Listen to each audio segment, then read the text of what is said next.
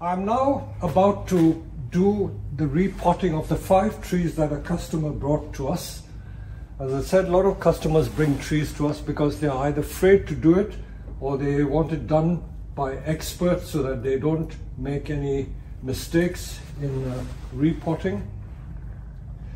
Although today is only the 16th of March, you must be wondering why this wisteria is in bloom. Normally wisterias bloom in end of April or the first week in May, and the reason why it's in bloom, by the way, this is one of the wisterias that we sold him about 3 or 4 years ago, is because he's kept it in his greenhouse. Nothing wrong with that. Of course, now that it's in bloom, he's got to keep it back in the greenhouse, because if you leave it out and we get a frost, it will ruin the flowers. So this tree is clearly in need of repotting. The pot is so small, the tree has outgrown the pot, and I dare say it is very, very pot bound. There are situations when, if a tree is so pot bound, you may even have to smash the pot because it just cannot come out easily. I have a feeling he's left this tree a bit late, or he shouldn't have put it in the greenhouse to get it so advanced, but it's not a problem. So again, I'm using the sickle tool. This is a sickle that we use for cutting around the roots so that we can get it out of the pot. I think these plants are probably weeds, so we don't need all of them. But this is probably not a weed. He's got some other interesting plants next to it. So let me cut around the pot like this. I always do this with all the subjects that I repot. Try and ease it out by cutting the roots that are attached to the side of the pot. This tool is very useful if you have incurve pots. As you know, incurve pots restrict the root within the pot, and very often the trees can even burst the pot if it's growing in an incurve pot. Now keep homing in close, and I'm just going to get another tool.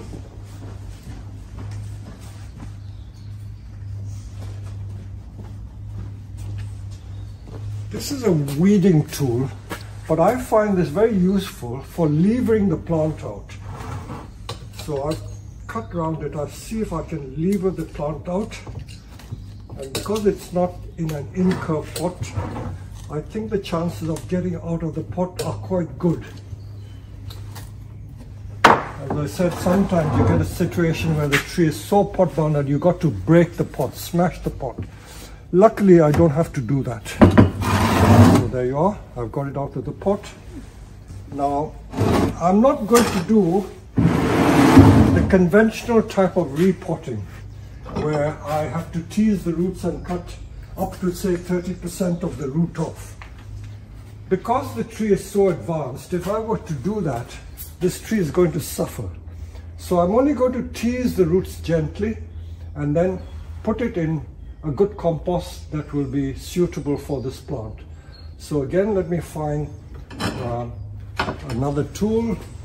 When it comes to repotting, we have 2 very useful tools for repotting. This root rake, this stainless steel root rake, this is very useful for most of the bonsai.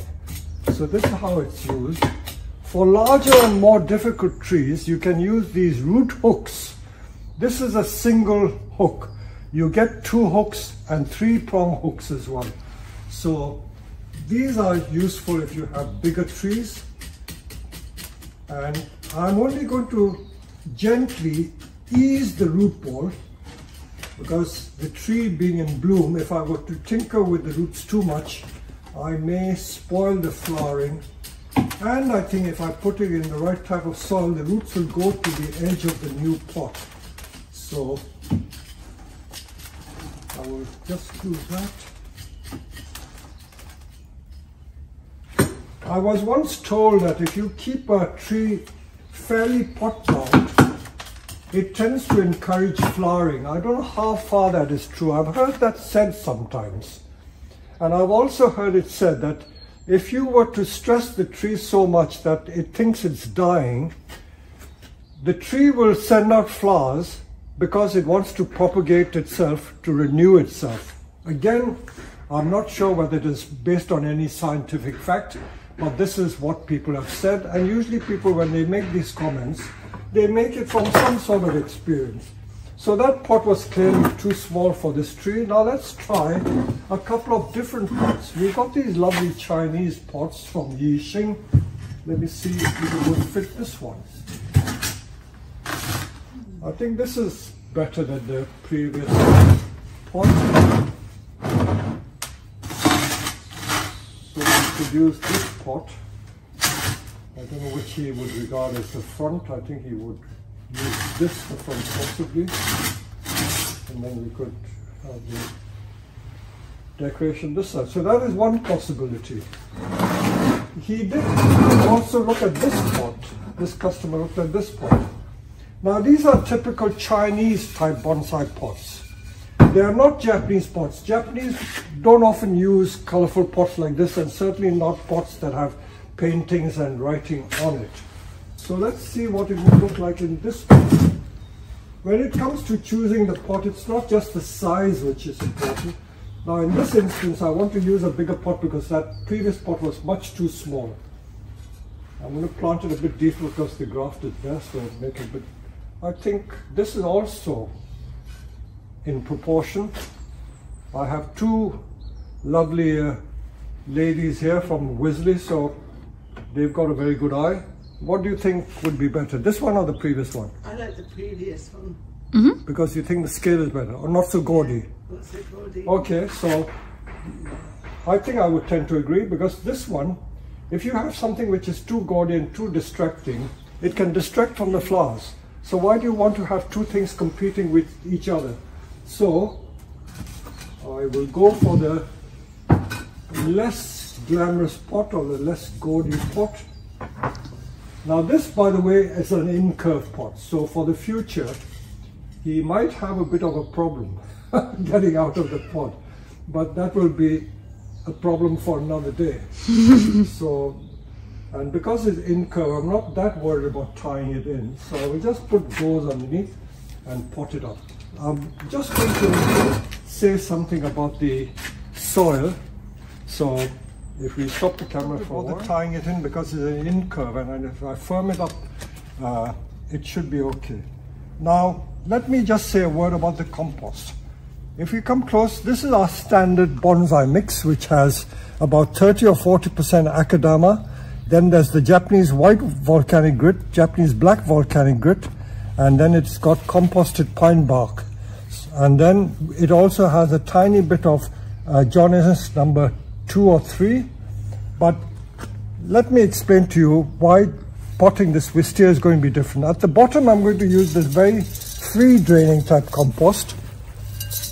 Okay, I'll put that first. But I'm not going to use this compost throughout the soil. I'm going to just put it at the base to help the draining, and the rest of the soil I'm going to use like a John Innes number 2 or 3. This in fact is an alpine soil, and it's like a sandy loam.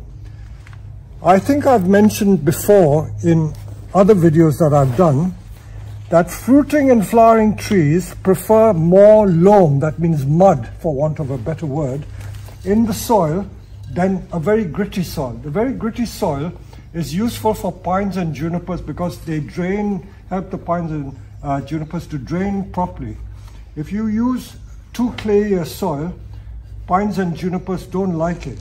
But because this is a flowering tree, I know from experience that this, not clayey, this is more like a John Innes number 1, which doesn't have masses of grit in it. This would help the tree to function better, and it would help the flowering better as well. I find that this trick that I use is really suitable for the fruiting and flowering trees as a rule, except Satsuki azaleas. I'll mention that separately. Now,